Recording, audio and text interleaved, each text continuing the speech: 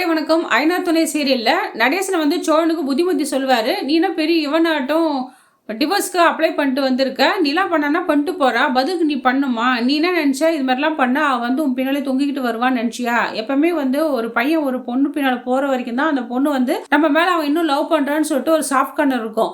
அதே வந்து நீ வேணான்னு விட்டு கடைச்சிட்டு வச்சுக்கையா, சே போடா அவன்லாம் ஒரு ஆளான்னு சொல்லிட்டு அவ போயிட்டே இருப்பா. நீ ஒன்றும் அவ்வளோ பெரிய அப்பா டக்கர் கிடையாது. ஒழுங்கு மரியாதையும் உன் வாழ்க்கையை காப்பாற்றிக்கோ. நிலா வந்து நல்ல பொண்ணு. அவள் வந்து தான் இந்த வீட்டுக்கு வந்து எல்லாமே நல்லது நடந்திருக்கு. நீயே பார்த்தல எல்லா விஷயமும் கை கூடி இருக்கு. இப்போ சேர வாழ்க்கையும் நல்லா இருக்கு. இப்போ பாண்டியனும் புது கடை திறந்தான். நினச்சி பாரு, அவள் வந்து ராசி தான் எல்லாமே நல்லது நடக்குது. அந்த பொண்ணு கிடைக்கிறதுக்கு நம்ம தாண்டா கொடுத்து வச்சிருக்கணும். அந்த பொண்ணோட மனசை வீணடிக்காத, புரியுதா? கோமாளித்தனமான வேலையெல்லாம் அந்த பொண்ணுகிட்ட காட்டாத. ஒழுங்கு மரியாதையே இரு, வாழை சுட்டிக்கிட்டுன்னு சொல்லிட்டு அவங்க அப்பா நடேசன் திட்டுறாரு. நம்ம சோனும் இதே நினச்சி பார்க்குறாரு. என்னடா அப்பா வர இது மாதிரி சொல்ற எப்பவுமே ஒரு அப்பா ஒரு பொருளாக மதிக்க மாட்டாரு. இருந்தாலும் அவர் என்ன இந்த ஆள் இது மாதிரிலாம் சொல்லிட்டு இருக்காரு, எனக்கு ஒன்றும் புரியலையே. ஒருவேளை இவர் சொல்றது கரெக்டா இருக்குமோ அப்படின்னு யோசனை பண்ணிட்டு இருக்காரு நம்ம சோழன். இங்க வந்து நம்ம சேரனுக்கு வந்து ஒரே கவலைங்க, என்னாச்சு இது மாதிரி தம்பி இப்படி பண்ணிட்டானே, சோழனும் நிலாவும் ஒன்று சேரவான்னு நினைச்சோம், கடைசியில் இப்படி ஆகி போச்சுன்னு சொல்லிட்டு ரொம்ப ஃபீல் பண்ணிட்டு இருக்காரு. எல்லாமே வந்து சோழன் மேல தப்பு மாதிரி நம்ம சேரன் நினைச்சிட்டு இருக்காரு.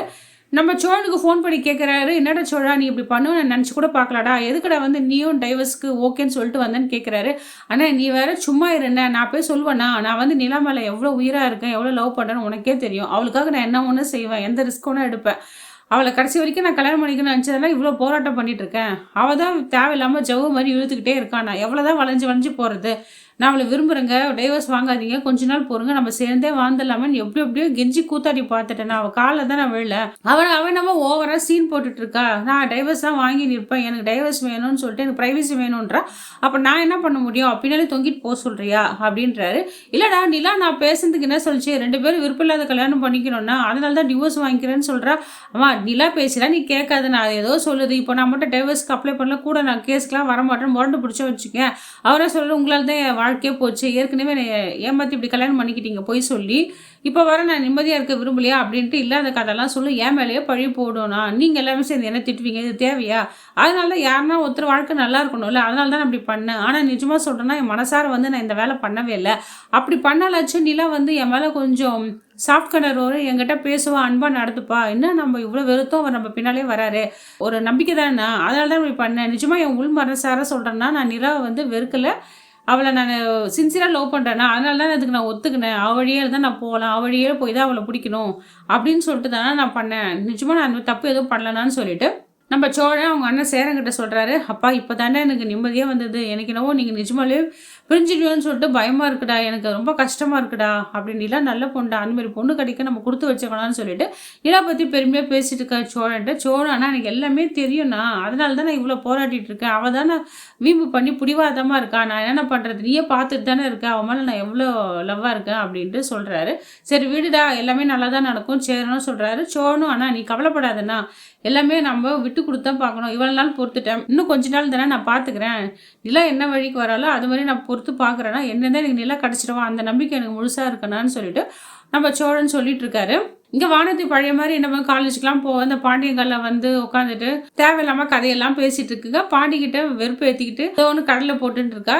கண்ணன் வந்து நல்ல வெறுப்பு ஏற்ற இருக்காரு வானதியே. அம்மா உனக்கு வேலை வெட்டியே இல்லையா, காலேஜுக்கெலாம் போகிறது இல்லையா, பொழுது விடிஞ்சு எங்கள் பாண்டி கடைக்கு வந்துடுறேன், அவனுக்குலாம் வேறு வேலை இல்லையான்னு கேட்குறாரு. என்ன ப்ரோ நீங்களே என்னை திட்டுறீங்க, எனக்கு யாரும் என்னை கண்டா பிடிக்கலையான்னு சொல்லிட்டு வானதி பேசிகிட்டு இருக்காங்க.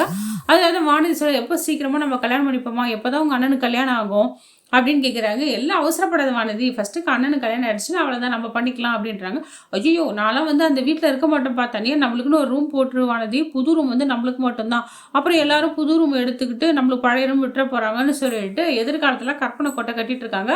பாண்டியன்னு சொல்கிறான், அதெல்லாம் எது நடக்குமோ அது நடக்கும், நடக்க சொல்ல பார்த்துக்கலாம், எதுக்கு தேவையில்லாத விஷயத்தெல்லாம் இப்போயே போட்டு மண்டை குழப்பிக்கிற அப்படின்றாங்க. கண்ணாவும் ஃபீல் பண்ணிட்டு இருக்காரு. என்ன பாண்டி, இப்போ வந்து நீ ஓனருக்காக நம்ம வேலை செஞ்சோம், இப்போ நீ ஓனர் ஆகிட்ட, இப்போ எதுவும் ஒரு வண்டி கூட வரலையே அப்படின்னு வேதனைப்பட்டு இருக்காரு. அதெல்லாம் எதுவும் யோசிக்காதடா, பழைய வண்டிலாம் இருக்கே, அந்த பெண்டிங் ஒர்க்கு அதே பண்ணுறதுக்கு நம்மளுக்கு டைம் இல்லை, கவலைப்பட்டு பேசிட்டு இருக்காதுன்னு சொல்லிட்டு கண்ணங்கிட்ட சொல்லிட்டு இருக்காரு. உடனே வானதி சொல்கிறாங்க, என்னை மட்டும் நீங்கள் கடை ரியோப் பண்ணிக்கு விளக்கேற்றி வச்சுருந்தீங்கன்னா எல்லாமே நல்லது நடந்திருக்கும், உனக்கும் நிறைய ஆர்டர் வரும், கஸ்டமர் வருவாங்க, உங்கள் அண்ணி கூப்பிட்டு தானே விளக்கேற்ற வச்சிங்க அப்படின்னு சொல்லிட்டு பெரும்பூச்சி விடுறாங்க. அப்படிலாம் சொல்லாத அப்படின்னு சொல்கிறாரு பாண்டி. அதுக்குள்ளே பார்த்தீங்கன்னா ஒரு வண்டியாக ரிப்பேர் ஆகி வருது. நம்ம பாண்டிக்கும் வேலை வருது. பாண்டியும் கொஞ்சம் சம்பாதிச்சிடுறாரு. அவரும் நக்கலா பார்க்குறாரு. நல்லா உடையல் விட்டு பார்க்குறாரு நம்ம வானதிய, வாயாடி வானதிய. இப்ப பட்ட பத்தியா வானதி, நம்ம எவ்வளோ சம்பாரிச்சோன்ட்டு. அதான் எதுக்குமே அவசரப்படக்கூடாது. என்ன நடக்குமோ அந்த நேரத்துல எல்லாமே நடக்கும். பேராசை பெருநஷ்டம் புரியுதா? அப்படிலாம் ஒண்ணும் இல்ல. எங்க அண்ணி திறந்து வச்ச ராசி தான் எல்லாமே நடக்குதுன்னு பாண்டி பெருமையா சொல்றாரு. போதும் போதும் நிறுத்து பாண்டி. நான் வந்து டெய்லியும் உன் கடையில 1/2 மணி நேரம், 1 மணி நேரம் உட்கார வச்சு தான் உனக்கு கஸ்டமரும் வராங்க, ஆர்டரும் வருது. நான் மட்டும் போயிட்டு வச்சுக்கோயேன், அவனுக்கு எந்த ஆர்டரும் வராது. எல்லாம் என் ராசி. எங்க அப்பாவே என் கையில தான் காசு வாங்கிக்கணும் தொழிலுக்கே போவாரு. ஆட்டோவுக்கு நிறைய சவாரி கிடைக்கும். சாயந்தரம் வந்து பெருமையா சொல்லுவாருன்னு சொல்லிட்டு ரொம்ப பெருமை பீத்திக்கிறா இந்த வானதி. நம்ம கண்ணனும் பதிலுக்கு பதில் உடையில விட்டுட்டு இருக்காரு வானதி. வானதி உடனே கோச்சிக்கிறாங்க. பாண்டி எல்லாம் சரி விடுடா, அவ அப்படிதான் தெரியுதுல்ல, எதுக்கு நீ அவ பேச்சுக்கு போற, அவளை வெறுப்பேத்திட்டு இருக்கன்னு சொல்லிட்டு பாண்டியும் பேசிட்டு இருக்காங்க. இந்த நேரத்துல நம்ம சேர என்ன பண்றாரு, வழக்கத்துக்கு மாறா சீக்கிரமா வீட்டுக்கு வந்துடுறாரு. அங்க சோழனும் பல்லவனும் பேசிட்டு இருப்பாங்க. என்னன்னா சீக்கிரமா வந்துட்டேன்னு கேட்க, இல்லடா எங்க பில்டிங் ஓனர் இருக்காருல்ல, அவங்க பையனுக்கு காது குத்துன்றாங்க. இதை கேட்டு 2 பேரும் சிரிக்கிறாங்க. என்னது பில்டிங் ஓனர் பையனுக்கு காது குத்துறாங்களாம்? அவரே வயசானவர், அவங்க பையனுக்கு காது குத்துறாங்க இல்ல பேரனுக்கு காது குத்துறாங்களா? மாத்தி மாத்தி சொல்றேன்னு அவங்க அண்ணனை கேட்குறாங்க. இல்லடா என்னை ஏன்டா அது மாதிரி பண்றீங்க, அவங்க பையனுக்கு தான் காது குத்துறான், நான் ஃபங்க்ஷனுக்கு போகணும், அதனால நான் கிளம்புறேன்டா, வீட்டை பார்த்துங்கன்றாரு. பல்லவன் சொல்கிறேன், இல்லையே அண்ணன் வந்து வழக்கத்துக்கு மேலே ஏதோ ஒன்று பண்ணுது, நம்ப முடியலையே, ஏதோ மழுப்பி மழுப்பி பேசு, ஒன்றும் புரியல அண்ணா, இதில் ஏதோ விஷயம் இருக்குன்னா அப்படின்னு சோழகிட்ட சொல்லியிருக்கான். சோழனும் ஆமாம்மா எனக்கு நல்லா தெரியுதா, அண்ணன் வந்து பொய் சொல்லிட்டு எங்கேயோ போகுது, நம்ம ஃபாலோ பண்ணின்னு போகலாம் அண்ணா, அண்ணன் ஏதோ திருட்டுத்தனம் பண்ணுதுன்னு சொல்லிட்டு சேரனை ஃபாலோ பண்ணிட்டு போகிறாங்க. அப்போ தான் தெரியுது நம்ம சேரன் வந்து சந்தா வீட்டிலேருந்து வெளியே வராரு. சந்தா இவரும் கிளம்பி கோயிலுக்கு போகிறாங்க.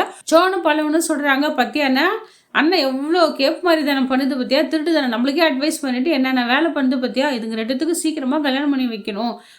சரி விடுடா பல்லவா, அண்ணன் நச்சு ஜாலியாக இருக்கட்டும், என் வாழ்க்கையில் தான் எதுவும் நடக்கலை, அண்ணன் வாழ்க்கையில் ஏதாச்சும் எதனா நடக்கட்டுமே, அது வச்சு சந்தோஷப்பட்டுமே, நம்மளுக்காக எவ்வளோ பண்ணியிருக்கு, அது சந்தோஷம் நமக்கு எடுக்க வேணாம்னு சொல்லிட்டு உங்க 2 பேர் பேசிட்டு இருக்காங்க. மலை சோழன் எப்படி திங்க் பண்ணிக்கிட்டே இருக்காரோ அதே மாதிரி நம்ம நிலாவும் ஏதோ யோசனை பண்ணிக்கிட்டே வராங்க. யோசனை பண்ணிட்டு வண்டி ஓட்டிட்டு வராங்க. வண்டி தடுமாறி கீழே வந்துடுறாங்க. லேசா கையும் சராச்சிக்குது, அடிபட்டுருது நிலாவுக்கும். நிலா ஆஃபீஸ் போகிறாங்க. அந்த இடத்துல ராகவ் கிட்ட அந்த டிசைன்ஸ்லாம் காட்டிட்டு இருக்காங்க. ஆனால் அவர் டிசைன்ஸ் எதுவும் பார்க்காது, நிலா மூஞ்ச பார்த்து சொல்லி விட்டுட்டு இருக்காரு. கூட வேலை பார்க்குற பொண்ணு கவனிச்சுட்டு ஓஹோ இவங்க 2 பேருக்கு ஏதோ சம்திங் நடக்குதுன்னு அவங்க புரிஞ்சுக்கிறாங்க. நிலாவுக்கும் லேசா புரியுது இந்த ராகவ் ஏதோ நம்ம கிட்ட பேச வரான்ட்டு. ஒருவேளை இந்த ராகவ் வந்து நிலாவை லவ் பண்ணுறதான் நான் நினைக்கிறேன் மக்களே. அது எப்படி சொல்றதுக்குன்னு அவங்க முயற்சி பண்ணிட்டு இருக்காரு.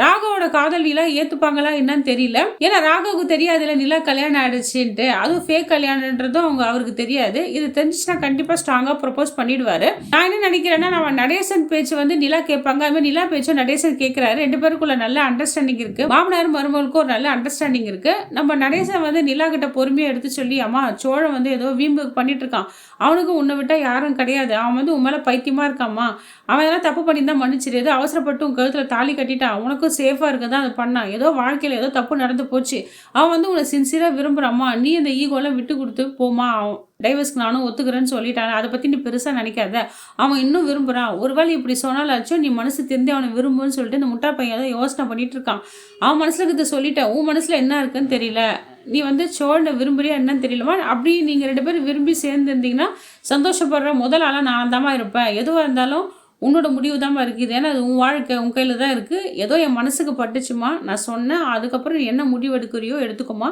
ஆனால் நீயும் சோழனும் ஒன்றா கல்யாணம் பண்ணிக்கிட்டு நல்லா சந்தோஷமாக இருந்தீங்கன்னா நான் ரொம்ப சந்தோஷப்படுவேன், வீட்டில் எல்லாருமே சந்தோஷப்படுவாங்கம்மா, இதாம்மா என்னோட ஆசைன்னு சொல்லிட்டு நடேசன் நிலா கிட்ட பேசுகிறாரு.